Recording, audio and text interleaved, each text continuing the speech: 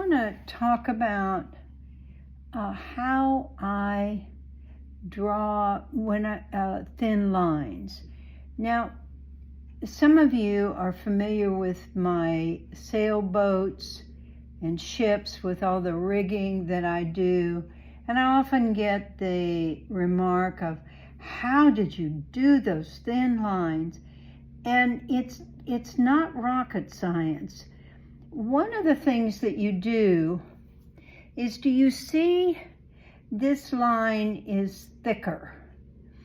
I take very carefully, I take a flat, short flat, and I very carefully draw the lines. Now I did this in purple, and I want to get rid of that purple, and I need to get rid of this thick line.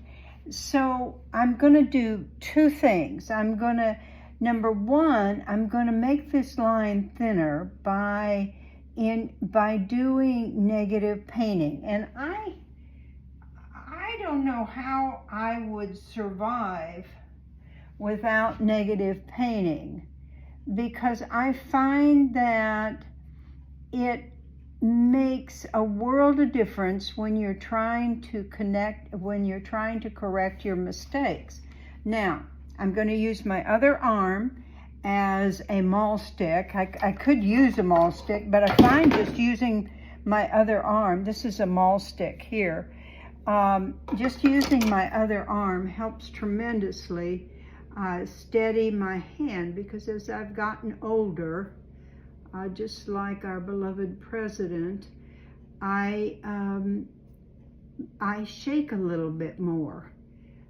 But what I'm doing very carefully, and that color is too light, so I'm going to come over here and get a little bit more of my purple mix and get it in there, because I want, and you notice I want to make some of it disappear, because when you're looking at lines that you're painting, it's best if it's not a solid line. Your eye needs to, the viewer's eye needs to help finish the painting for you.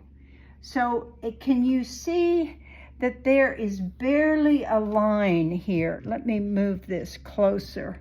Oh no, I'll pick this, will be easier.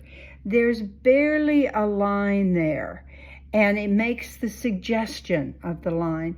And that's what I've got to do, is to go back in here and make all of these lines so that they're just suggestions.